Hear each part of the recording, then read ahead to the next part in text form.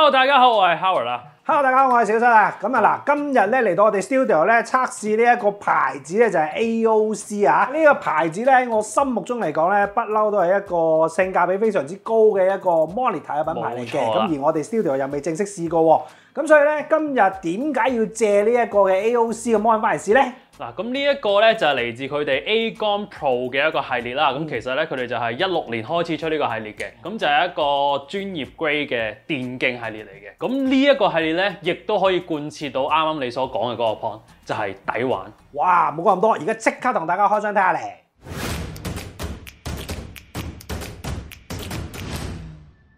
未同大家開箱之前咧，提下大家啦，咁啊 comment、like and share 呢個就梗㗎啦，咁啊記得咧就訂閱我哋嘅 channel 之餘咧，撳埋個鐘仔，咁我哋有新片嘅時候可以通知你之餘咧，亦都可以咧跟翻 YouTube 嗰個演算法咧，就可以令到我哋個 organic reach 更加高啊！咁有好多唔同嘅 logo 嘅喎，咁不如同大家講下 logo 有啲咩 spec 喺入邊先啦。咁首先咧就有一個 Display HDR 嘅認證啦，有 G-Sync 啦，即係逢 Siri 啦，咁就有一個144 Hz， 就係一個高 refresh rate， 咁打機咧就必備㗎啦。呢個重要啊，係啦，咁仲有一個1毫秒嘅延遲啦，同埋有一個 UHD， 即係佢係 4K 嘅解像度嚟，27寸嘅 4K 嘅144，呢個 spec 都已經幾吸引啦。咁仲埋咧有一個 USB-C 嘅連接啦，咁就可以係過 data 啦，同埋過畫面。當然啦，仲有 HDMI 接口啦，同埋咧佢個背面係有 RGB 燈嘅。哦，呢個都非常之重要啊！咁外盒咧就同大家分享過啦，而家係時候同大家開個 mon 出嚟睇睇啦噃。A few moments later，時間關係咧，我哋就已經開咗出嚟啦。咁可以見到咧，其實佢都送咗幾多配件嘅。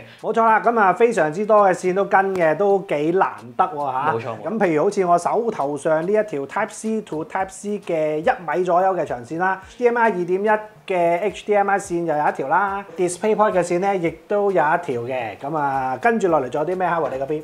咁火牛啦都幾大嚿嘅。咁呢一嚿咧就係一個延伸出嚟嘅 controller 嚟嘅。咁佢本身就有粒掣喺機背嘅，駁咗之後咧擺喺台面，咁你控制咧亦都會更加簡單。哇！呢樣嘢緊要喎，因為平時咧有時撳個 mon 都撳到手都軟埋。都唔知咩方向。冇錯，有個咁嘅掣都幾過癮啊！咁之後咧就係一條 USB 分線啦，咁就係因為佢後邊咧係有4個 USB-A 可以分到出嚟嘅。之後咧就係一條咪啦，同埋一條喇叭嘅線嚟嘅。咁好少見嘅就係咧一個電競 mon 佢竟然送咗一個遮光罩俾你嘅。咁遮光罩嘅用途咧其實就係防反光啦，同埋去減少翻你周圍嘅色溫對個 mon 顏色嘅影響嘅。尤其是如果你係可能喺窗邊啊，或者你屋企嘅燈光環境麻麻地嘅話咧，咁裝埋個遮光罩咧個視覺體驗係會更加好嘅。冇錯啦，咁我都非常之少見咧，一電競嘅 mon 咧有一啲類似我嚟執相執片嘅一啲遮光罩啊。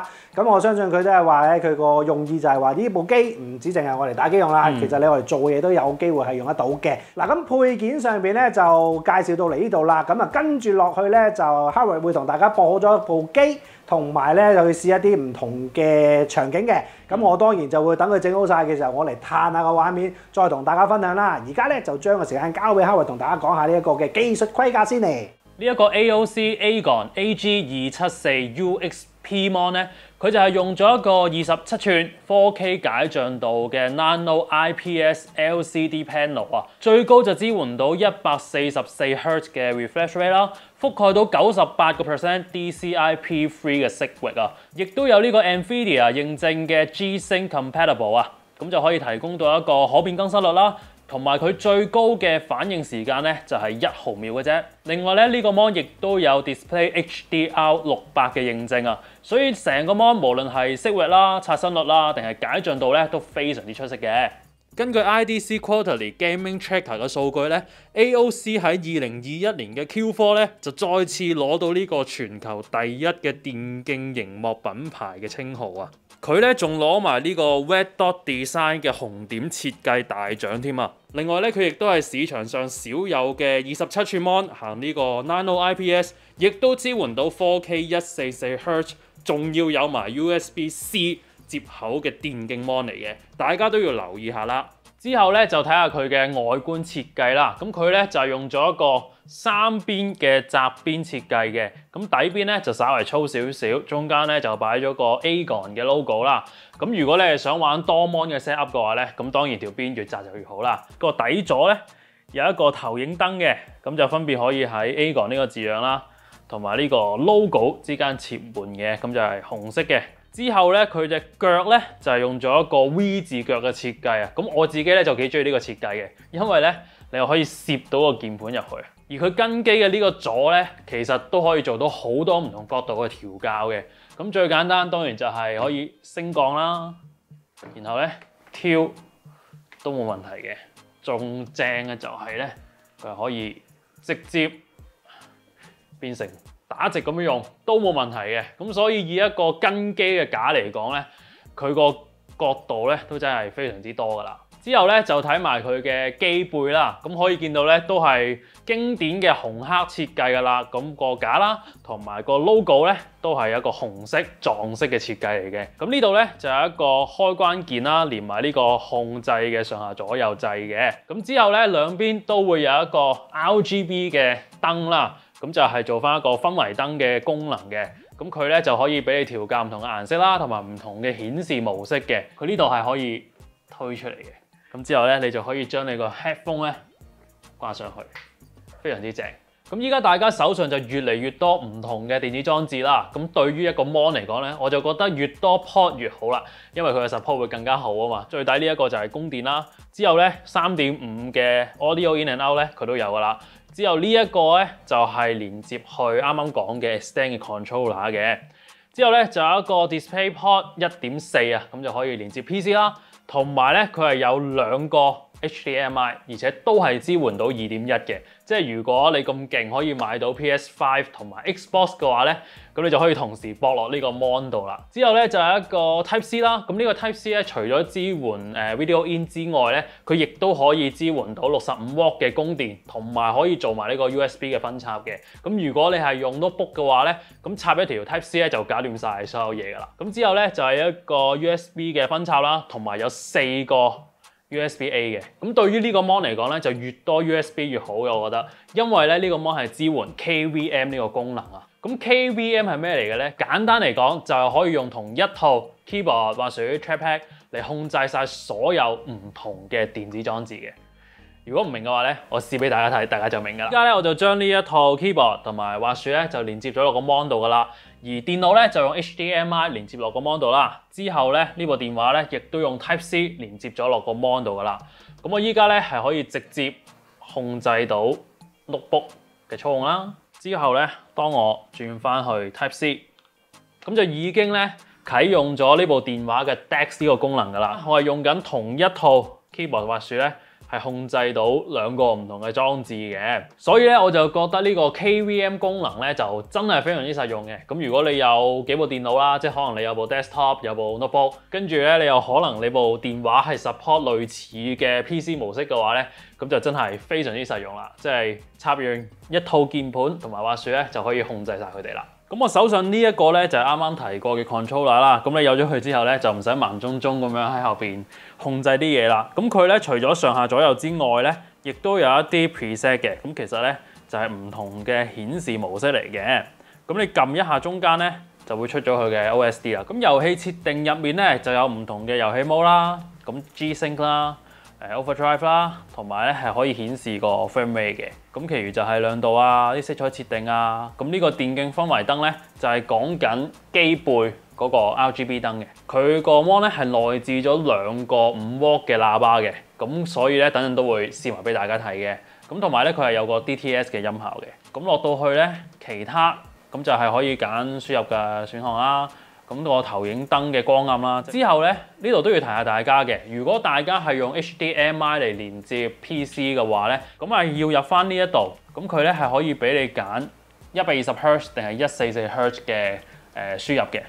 咁如果你係想玩144嘅話，當然就要入翻嚟開翻144呢個 mode 啦。好，咁我哋就揾翻小室出嚟一齊睇下佢嘅顯示效果同埋打機嘅表現係點樣啦。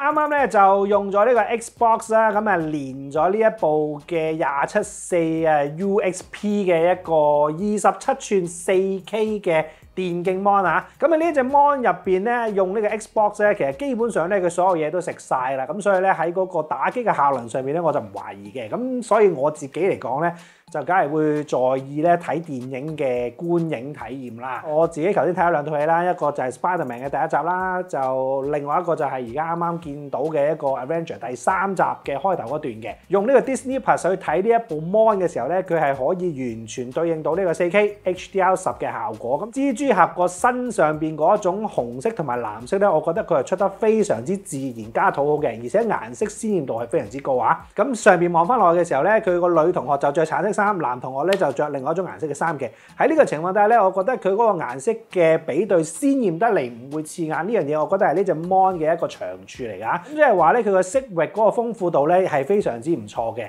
咁而另外咧喺嗰個光亮度嚟講咧，我覺得佢個 nit 數咧相對都係比較上討好嘅，係有 HDR 嘅效果嘅感覺嘅。尤其是 Loki 咧攞住呢一個嘅方塊嘅時候咧，佢一種嘅光度咧，我覺得呢一個光嘅控制能力佢做得非常之好嘅。咁唯獨是咧，始終佢都係一個LED 嘅一個 mon 啦，咁所以咧喺啲黑位上面咧唔係揦得好實啊，咁變咗咧中間咧係有少少黑位嘅細節咧，我哋都未必會見得好清楚嘅。咁但係我覺得如果有個27寸 mon，你距離翻2尺或者3尺嘅距離去睇咧，我覺得其實都已經係非常之唔錯噶啦。尤其是喺你屋企嘅環境，如果你擺到呢隻 mon 去咁樣做你個視聽空間咧，我覺得係 OK 嘅。咁反而咧有一樣嘢我覺得好正嘅咧，就係佢嗰個聲音嘅音效果啊。咁佢有一個嘅 DTS 嘅音效 engine 喺入邊啦。咁所以頭先咧我開嗰個 DTS 嘅 engine 嗰度咧，我校咗幾個唔同嘅模去試咧，我發覺喺電影嘅模式入邊咧，佢嗰個聲效嗰個環迴嘅立體感係有啲喺度嘅喎。尤其是咧我擺咗部 Xbox 喺側跟嘅時候咧，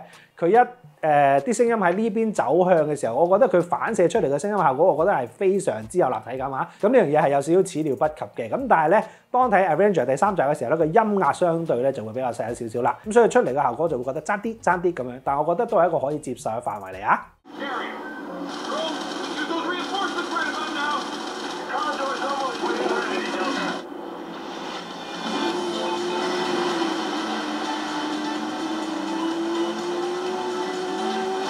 好，咁啱啱咧，我就係用咗 Xbox Series X 啦嚟連接呢個274 UXP 嘅 mon 咧嚟試玩咗 Gears 5同埋呢隻 Horizon 5嘅。咁其實咧，你入咗去之後咧，佢就會自動跳咗喺一個 HDR 嘅模式入面嘅，仲有幾個唔同嘅 mode 去俾你 set 嘅。咁例如有 Display HDR 啦、HDR 相片、HDR 電影同埋 HDR 遊戲嘅。我就覺得 HDR 遊戲嘅顏色會稍為濃咗少少。